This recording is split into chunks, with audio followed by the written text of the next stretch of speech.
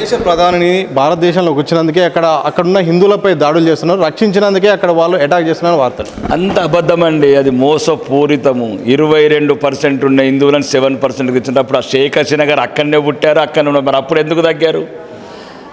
అది ఎప్పటికి విషపూరితమేనండి. ఆ నేరలే విషపూరితము. మా పట్ల అడుగడుగున అవమానాలు, అత్యాచారాలు, హత్యలు చేసే జాతి అది.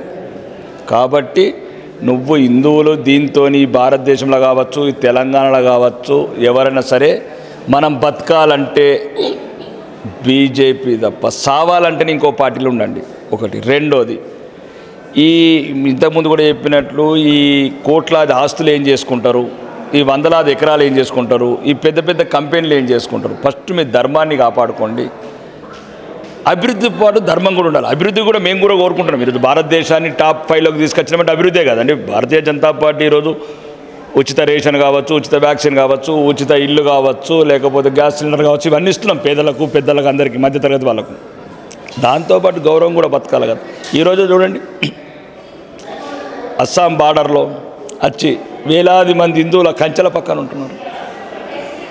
ఇమిగ్రేషన్ ఇబ్బందులు మాకుంటాయి, చట్టాలు ఉంటాయి దేశం. కాబట్టి రేపు మీరు వాళ్ళు రాతందుకు భారతదేశం కంచె ఉన్నదిరా సన్నాసులారా. వాళ్ళు బంగ్లాదేశ్ నుంచి రాతందుకు, బతకతందుకు, కంచె దాటతందుకు ఒక కంచె ఉంది. రేపు మీరే కంచె దాటుతారు.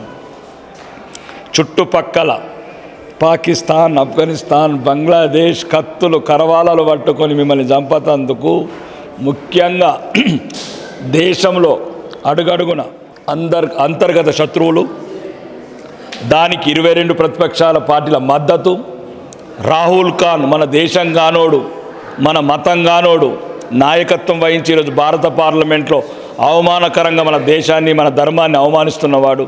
రేపు తెల్లారి మన భవిష్యత్తు ఏం కావాలి? మన మర్సిడెస్ కార్లు ఎక్కడ పోవాలి? మన ఊర్ల పక్కన ప్లాట్లు కొనుక్కుని ఎటు పోవాలి? పండ్ల దుకాణోడు, పాతిన్ప సామానోడు కత్తులు నూరుతున్నారు. కాబట్టి నువ్వు ఇంకొకరిని ఓడకుండా పొడనించుకోకుంటుండు, ఇంకొకరిని ఏమనకుండా నీ తల్లులని, కూతుర్లని అత్యాచారాలు చేయించుకోకుండా ఉండండి.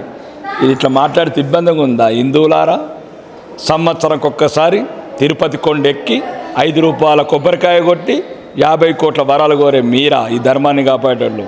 కాబట్టి చెప్తున్నాను, మీతోని చేత కాకపోతే మాలాంటి వాళ్ళకన్నా సహకరించండి. తుపాకులు, బాంబులతో అవసరం లేదు. ఎప్పుడైతే పోలింగ్లో ఒక చిన్న ఒక్క సెకండ్, 5 సెకండ్లు మీ భవిష్యత్తు, మీ భావితరాల భద్రత ఆలోచించి కమలం గుర్తు కోటేయండి. ఈ దేశాన్ని కాపాడుకుంటాం, ఈ ధర్మాన్ని కాపాడుకుంటాం, మీ భావితరాలను కాపాడుకుంటాం.